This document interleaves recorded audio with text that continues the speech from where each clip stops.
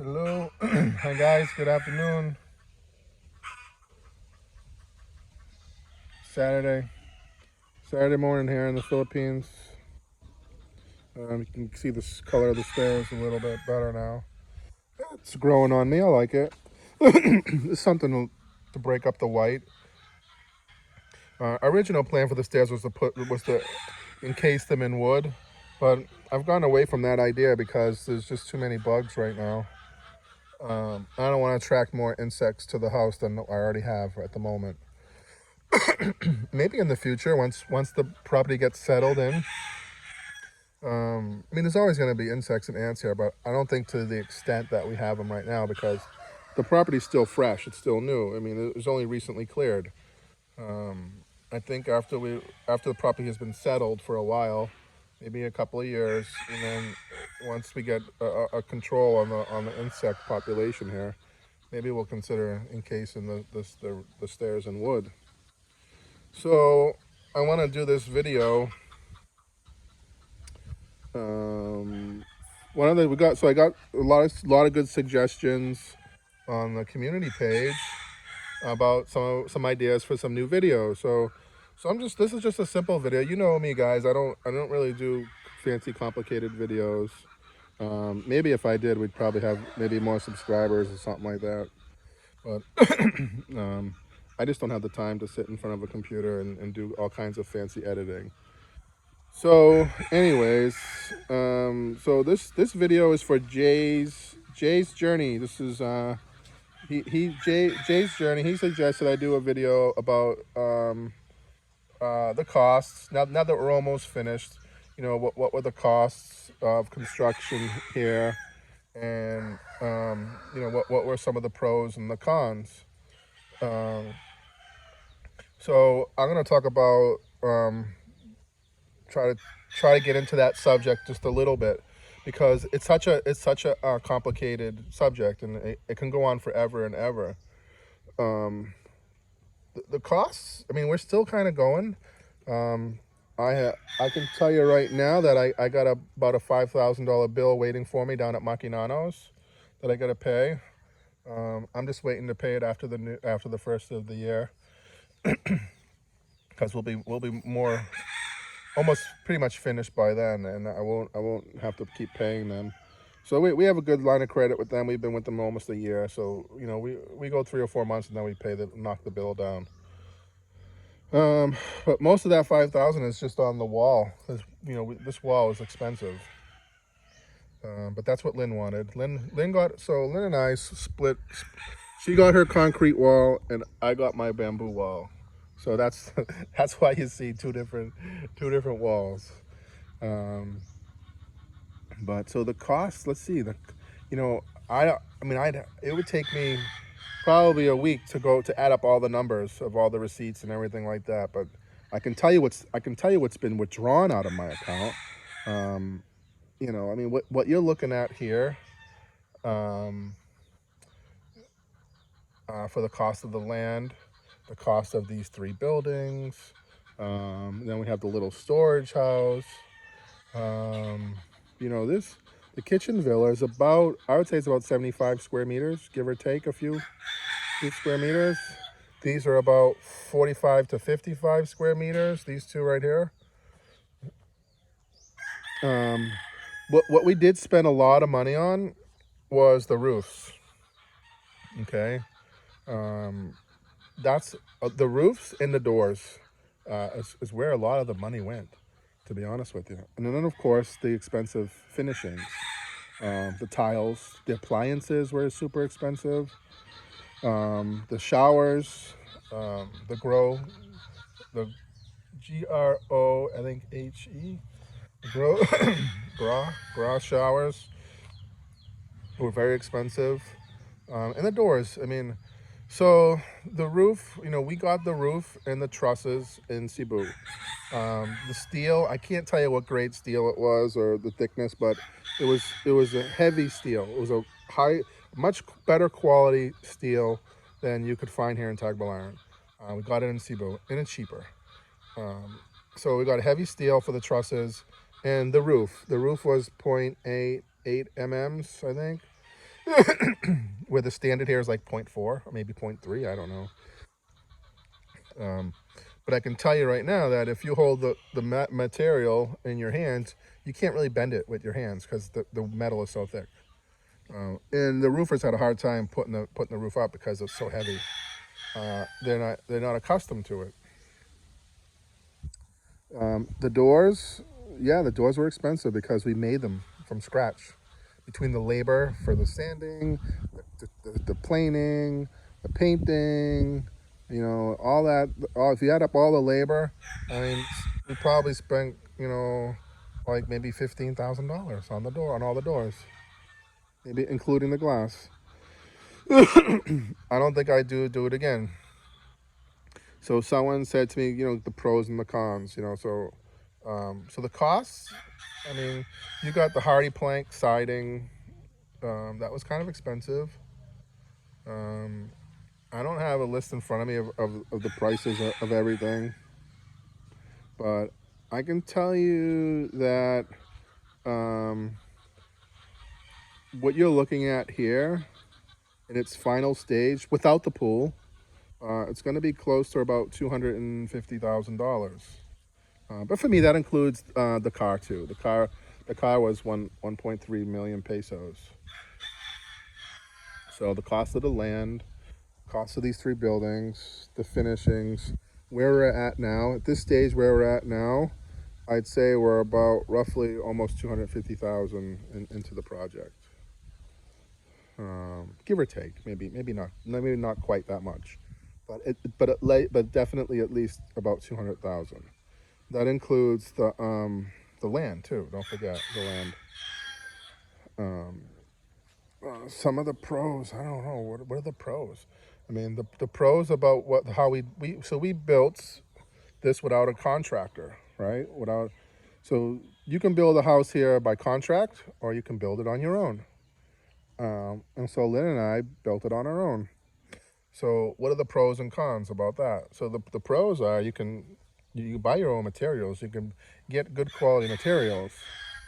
You can shop around for good hollow blocks, cement that you like, the rebar that you want, or the windows. I mean, you know, um,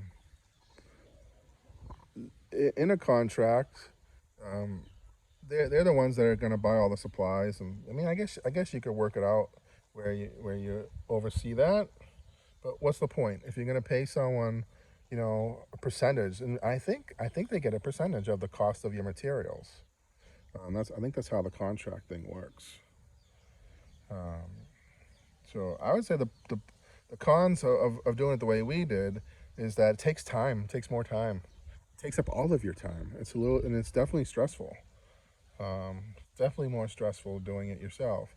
Um, if you do it by contract, you just sit back, have yourself a drink, and you just sit back and relax and wait for your house to be built. And then that's it. It's done. They give you the keys, and you're done.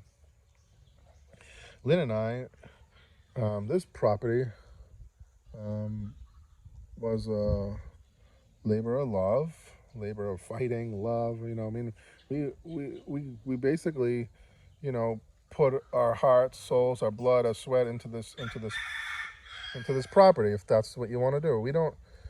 Did we make a lot of mistakes? Yes, because we never built a property before. We never built anything like this. But I have to say that, given our level of experience, I'm very proud. I'm very happy what we did, what we have here. And every day it gets better and better and better. You can see the land. Last night, and so what I'm going to ask all of you guys who watch our videos regularly, to go to our main channel page where it's, and press the videos. All the videos will come up, and then select the oldest ones first. Hit, order the videos to come up by the oldest ones first, and go back and watch some of our early stages of our construction videos, because they don't have a lot of views. We didn't have a lot of subscribers back then.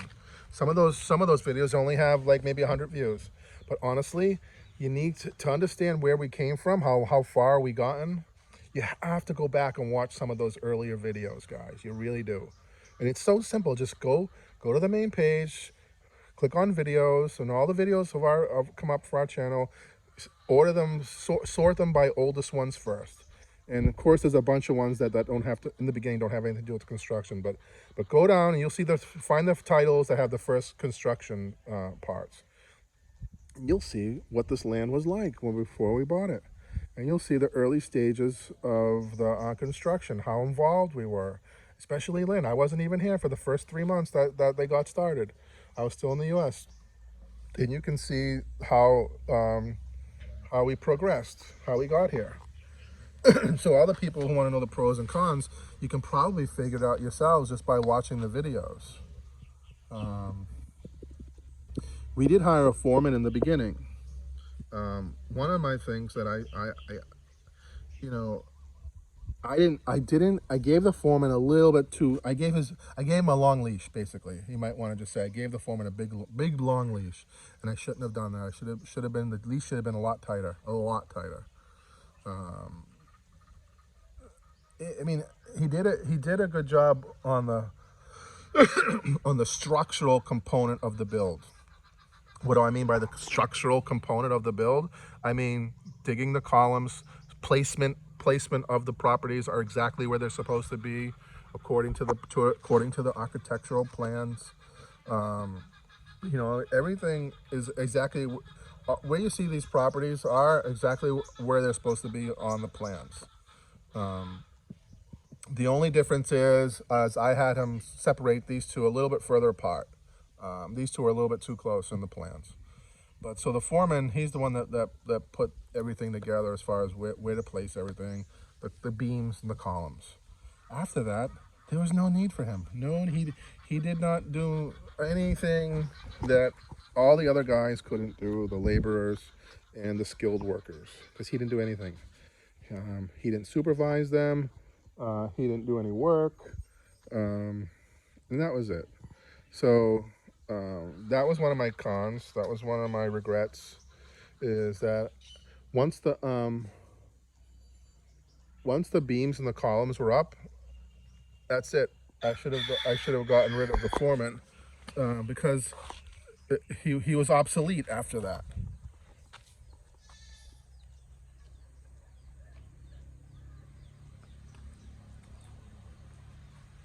So the foreman was completely obsolete after the beams and the columns were done. I don't know where Jaguar's going. What's he looking for? That's Emar's dog.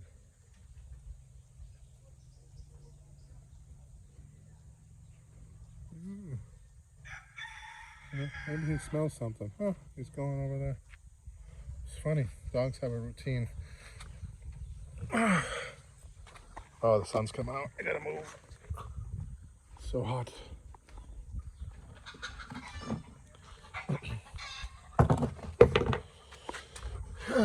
Okay, so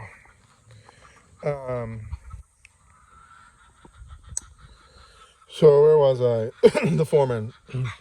So yeah, so guys, go back, watch some of the early construction videos.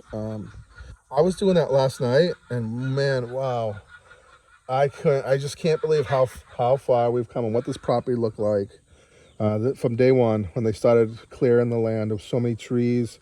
There were a lot of trees that we had to cut down, and I wish we didn't have to, but we did. We had to. We had no choice. And the amount of underbrush growth that was in here was crazy. And the rocks. What else? I would think I would have had a better system for the supplies, keeping track of some of the things. You know, what can I say? I mean, I think there are some things that went missing because my fault, because not being on top of inventory and keeping things locked up. You know, I just don't want to. I just don't like living like that. You know, but everyone has their own methods, and mine is, you know, I guess you could say I'm a little bit unorganized in that department when it comes to keeping track of tools and supplies and stuff like that. But here we are. I don't know. I mean, so our original budget for this property was supposed to be around 4 million pesos. That's not with the land. That's excluding the land. And I'd have to say that we're probably, obviously we're probably up there closer to the 10 million peso range. So more than double than what I thought it would cost to build this place. The problem is I can't stop. I can't stop myself. As I going along, I want this done and I want that done and I want to change this and I want to change that, and it's expensive. Um, if you want a 4 million peso house, if I wanted to build these three buildings for 4 million pesos, I would have had to buy the cheaper roofs, the cheaper trusses. I would have had to buy aluminum casing, sliding windows, the cheap ones. I wouldn't have been able to have all the expensive tiles that I wanted. Would have just been the cheapo ones. And then that's it. I would have been able to build this place for 4 million pesos. Oh yeah, in no storage house, no storage house, no generator. And then I could have had this place built for 4 million pesos. So I don't know. If you're gonna build, I mean, they say, I forget what the average. If you Google it, what it's cost to build in the Philippines, I think it comes up. It gives you a prices for a moderate house or a highly finished house.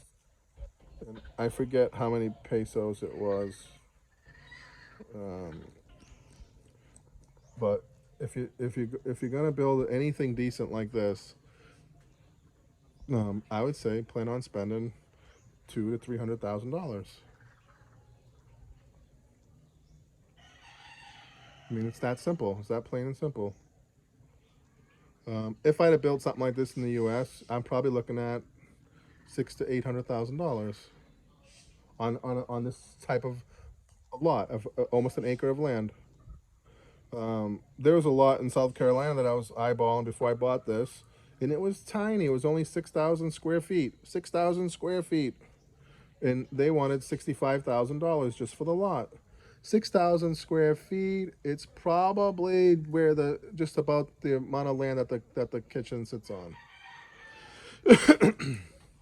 That's what 6,000 square feet looks like. Um, so what I have here, I'm very happy with. I'm very proud of. Building in the Philippines, yeah, it's definitely not for everybody. I could have never navigated the system if it wasn't for Lynn, and and of course, I mean, Lynn and I are married now, so my name will be on the title. Yes, you can put your name on the title as a foreigner. Um, and I know that Gary has the people we bought the lot from. He's a foreigner. He had his name on the title. We couldn't get a new title for our property until he wrote an affidavit agreeing to sell the land. Can you believe that? Out of all the complaints that we got about foreigners can't own property in the Philippines, we couldn't. I mean, we could buy it, they could sell it, but we couldn't get a new title issued in our names until Gary, the owner, foreigner owner, had written an affidavit agreeing to sell the property. Because his name was also on the deed. So there is some type of system here in place. Um, I don't know that it's the best or it's going to protect you from losing money. I can't say that. I'm not a lawyer, but I can only tell you my experiences here. Um, you know, so I'm not going to start another subject about titles because that's a whole nother subject. But if you want something nice here in the Philippines, something like this, I don't know. I would have to say you got to plan on spending $200,000 to $300,000. That includes the cost of the land. If you're going to live in a place like Anda is very expensive. Um, for me, it's worth every penny. If you want to live in Taliban, like where Brian and Maricel live, You can probably buy like, you know, 3 or 4 hectares of land for about $20,000, and then maybe build yourself another a house for another $20,000. For maybe like $50,000, you could have a farm and a nice house to live in Taliban. um, you know, so it all depends on. I mean, for me, I have all the comforts I need here. I have air conditioning. I have a dishwasher. I have a washing machine. I have a beautiful gas stove. Um, I have a generator. It's an automatic generator, and the power goes out. The generator switches on automatically. And I was running the other day. We had a blackout while we had guests here, and guess what? I was running 2 air conditioners. I couldn't believe it. The only thing you can't run on my generator is the hot water. For whatever reason, I don't know why. I mean, I guess it draws a lot of amps. If you touch the hot water, the generator will trip and it will shut off. The generator has obviously a built-in, breaker that if it gets overloaded, it shuts off. So if you, and I tested it out the other day.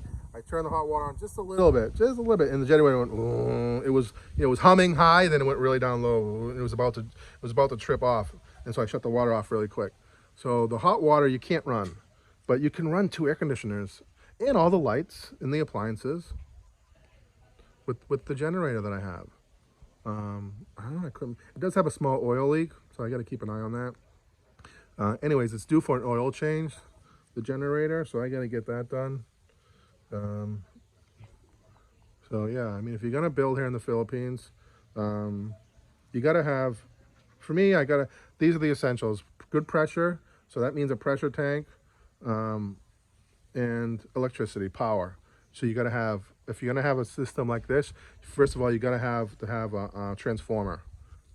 Transformer with everything, it's gonna cost you, a couple $1,000. And you gotta have a generator. You have to. That's it. That's what I got. I hope it all makes sense. Thanks for watching. Thanks for subscribing. And look at the old construction videos, guys. Check them out. Just go back to the home page, click on videos, and sort them by the oldest first. And you'll see some really fantastic videos in the beginning of the construction that don't have any views. I mean, I don't care. I mean, it's not a problem for me, but I think a lot of people who follow on our channel, who like the construction videos, are missing the boat, because you got to go back and watch some of the earlier construction videos. They're unbelievable. See you soon. See you in the next video. Thanks for watching. Don't forget to subscribe.